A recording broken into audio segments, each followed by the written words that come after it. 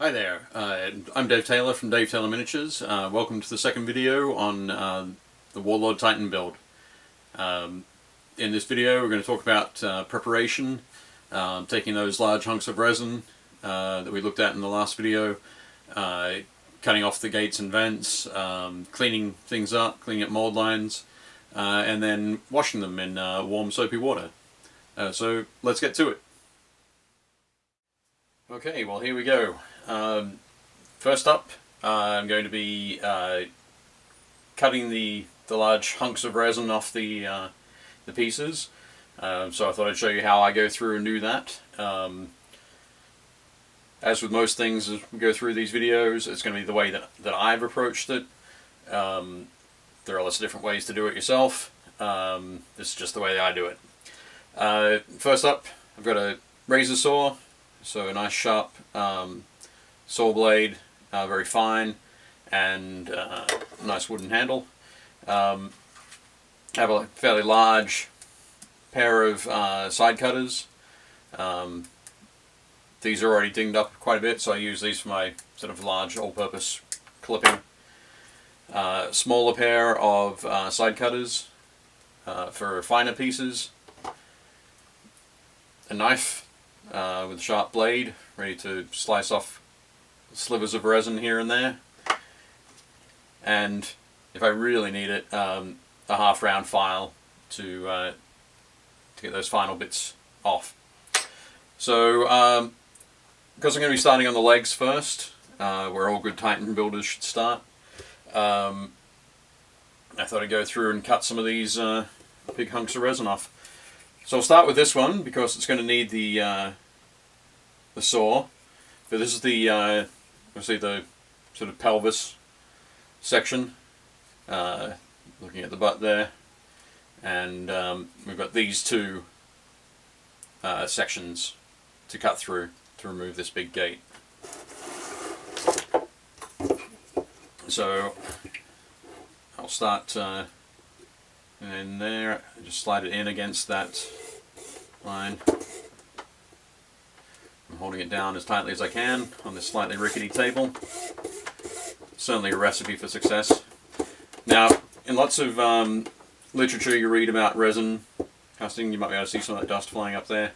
They say wear respirators, wear masks when you're dealing with resin dust. I expect that's a really good idea, but it's not something that I've done myself, and I'll probably feel the effects of that as I get older. So I advise you to do the same thing, to wear dust masks, particularly if you're using any sort of power tool to do this cutting. If you're using a Dremel or anything like that that's going to kick up a lot of dust and throw it flying around all over the place, definitely be wearing a mask. But with this, as you can see, I'm keeping it, all the dust is staying around the piece or on the table, so I'm not in too much danger.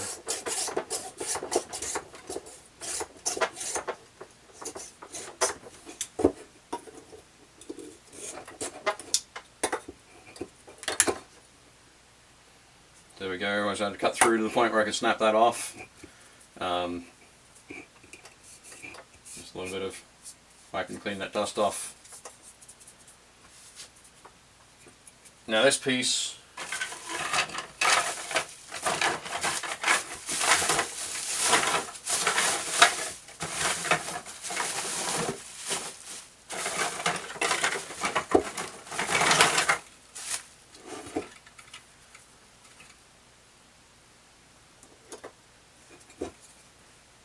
here is going to be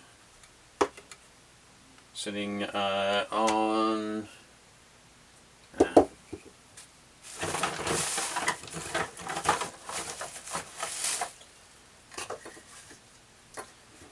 this piece here, the pelvis is going to have this section sitting on top.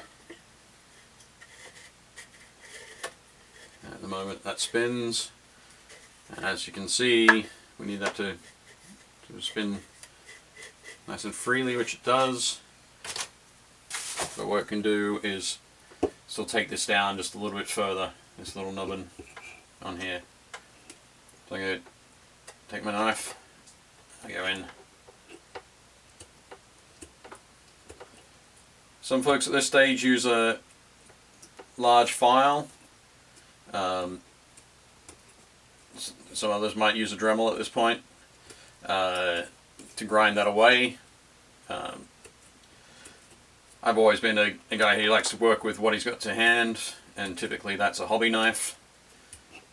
So some careful cutting there, making sure that my fingers are not in front of the blade at any point. I can just shave that down. Give me a nice smooth section there. I'll do that same with the mold line here. And here as well.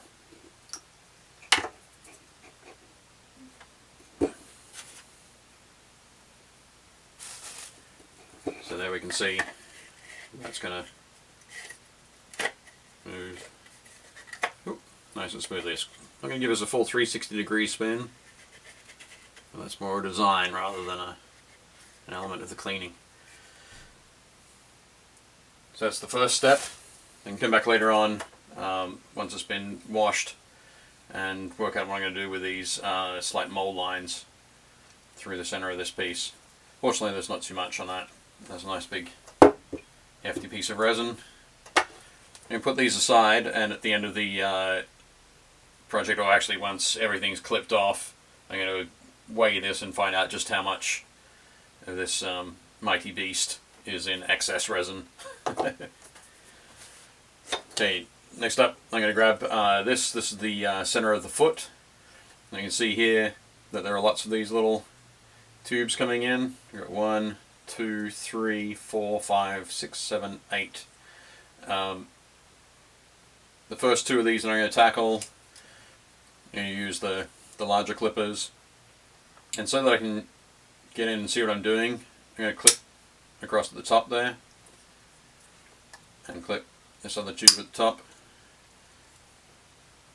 What this can do sometimes is break your other tubes, so that actually comes off nice and quickly. But now I can turn this around and get in against those walls nice and easily, so I don't have to do too much cleaning up with my knife. These small ones here, I'm actually going to go with my smaller clippers, so I can get in and get more finer detail done.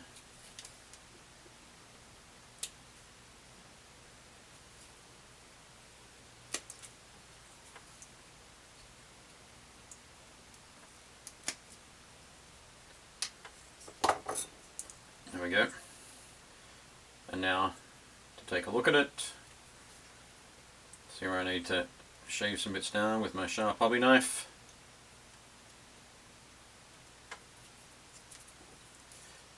Now with this one, I'm not trying to, with the hobby knife, I'm not trying to sort of push through anything with brute force. I'm trying to shave pieces off a little at a time as I go.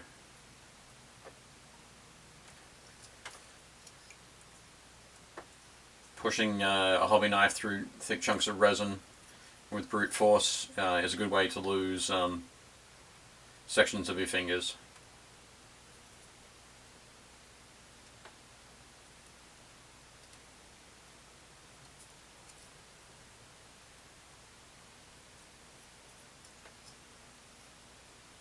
Just cleaning up little bits of detail as I go along.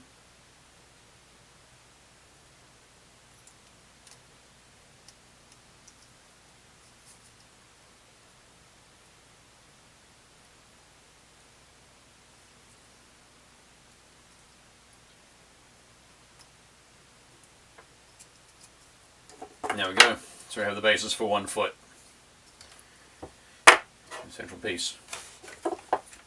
Some of the other sections that we have here are these two, or the two femurs. So for these, just going to cut them across there. It's the easiest way to tackle both those points.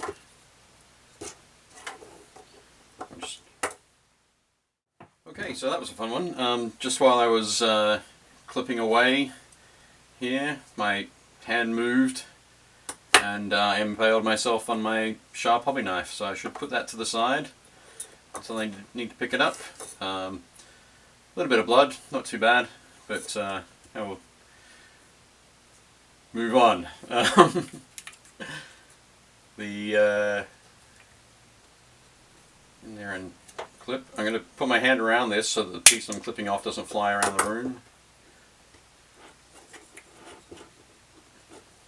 There are some folks who during this process like to be wearing safety goggles, but we'll see my approach to safety.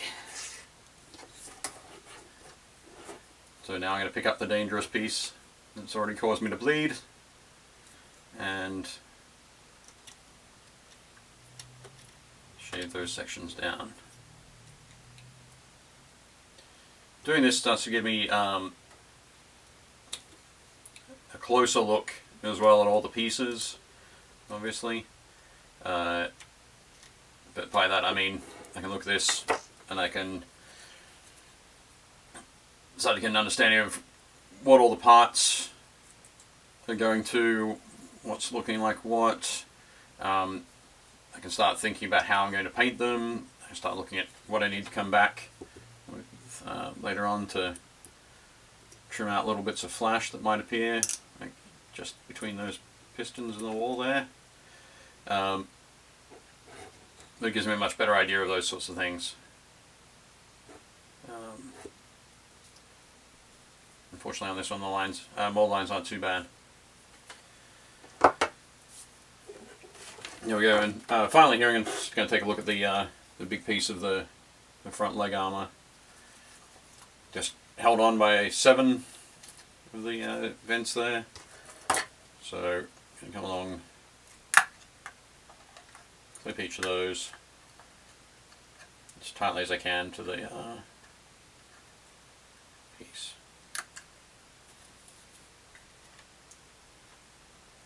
This one here, I'm just going to cut a little bit further away so I can come back and trim that off, or I can actually turn the piece around and just to make sure I'm not going to cut too much. So there we go, there's a nice big gate. Actually put that down, put it aside, safety Dave. Take the those finer clippers and a little bit closer to that edge. Pick up the knife. Now I will admit that usually I work on a pretty cramped desk. Cramped because it's full of all the things I haven't put away yet. So I'm used to actually resting any tools I'm using on my legs. So it's kind of funny, last night when I was pretty sure I'd put down a hobby knife on my thigh, and when I looked down it was just actually a pair of clippers. So I had to be very careful when I stood up to make sure I didn't stand on my hobby knife, which surprisingly enough was there on the ground.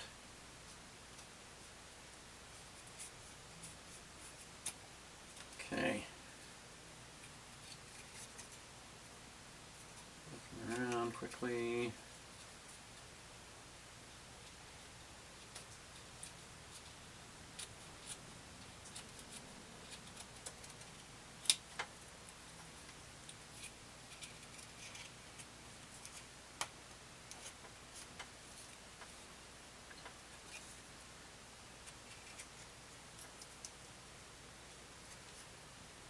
Okay, so there we go. Everything's trimmed up.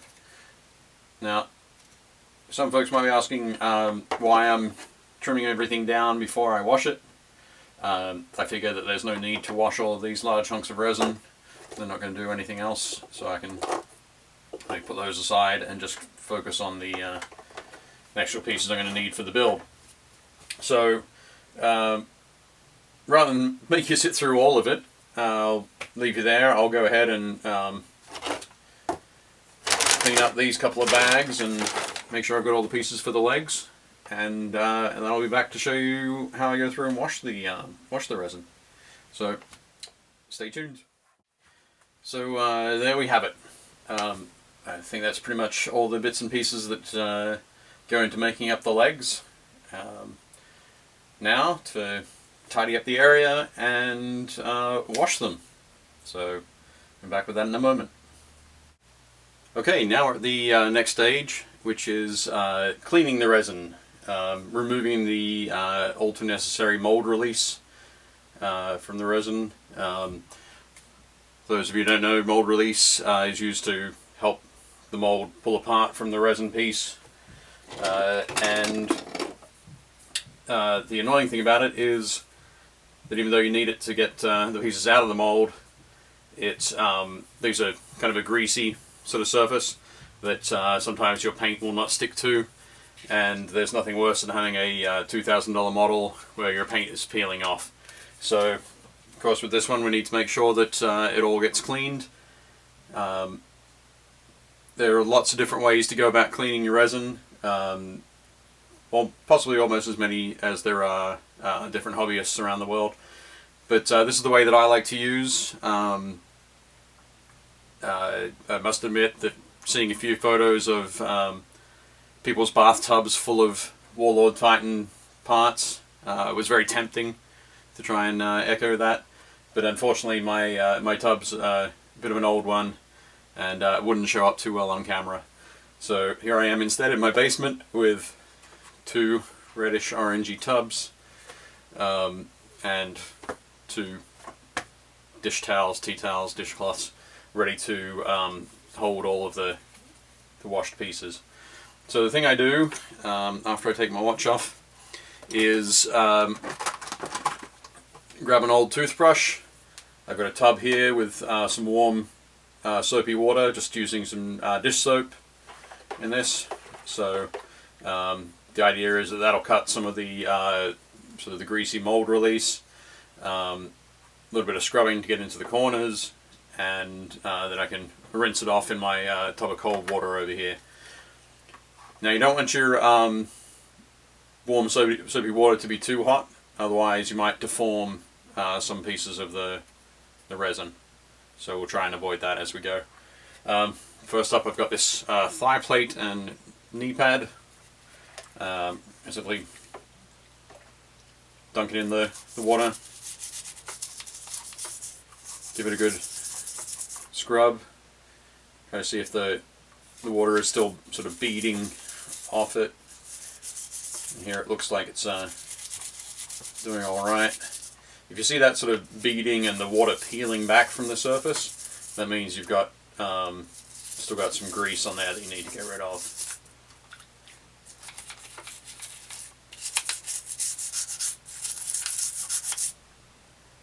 So, put these ridges back here, get in and give them a good clean. Quick rinse in the cold water. Then I can put it to the side here and start to line up all of the wonderful pieces that we have. One thing I noticed when I was cleaning, cutting all the vents and gates off, was that particularly these side armor plates, they had the most mold release, or the greasy sort of feel on them. So I'm going to make sure they get a little bit of extra time in there. Just going to pop them in, give them a little bit of time to soak. Some folks like to soak their resin overnight in things like simple green and so on. I'm not a huge fan of that because the resin is actually a little bit porous and will absorb the moisture of things like any sort of moisture around it. So soaking it overnight means you're going to soak up water or simple green or whatever solution you've put it into, and it takes a lot longer for that to come out if it's been soaking overnight as opposed to soaking for a few minutes. That can cause problems with your paint jobs later on as well. Depending on how long you soak it, sometimes it can leave the resin a bit more brittle than it was. So it's just something I like to do, just the way I like to approach it. Of course, you can do it however you like, however's worked for you in the past, all that sort of thing.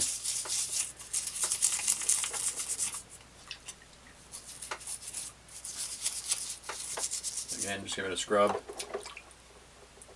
and look for that.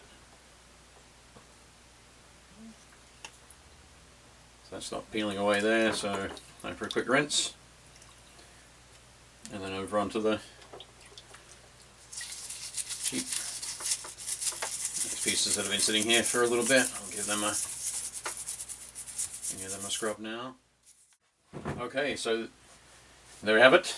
All of the leg sections have been scrubbed with a toothbrush in our soapy water, rinsed off in the clean water. One thing I didn't point out before is some of the smaller pieces, like these piston parts for the hips. I left them on the sprue. That'll make them, just to make them easier to scrub.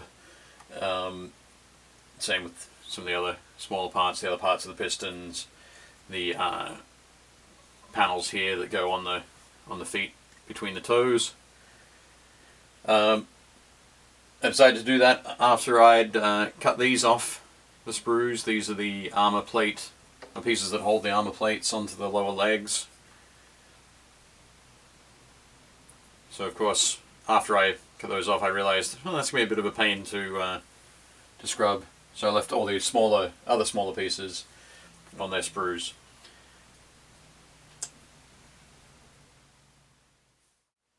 Okay, so you've had a bit of a look at the way that I approach my cleaning of resin. For the larger pieces, I chop off the gates and the vents, clean up some of the mold lines and other bits and pieces first, then run them through the warm soapy water, scrubbing with a toothbrush, rinsing off with the cold water, and then laying them out to dry. They're sitting on the table here behind me. Hopefully under the lights they won't take too long to dry, but we've got a few other things to do before we start the actual assembly. Biggest step is really going to be planning and building a base. So I'll try to cover as much of that as I can in the next video. So thanks for watching.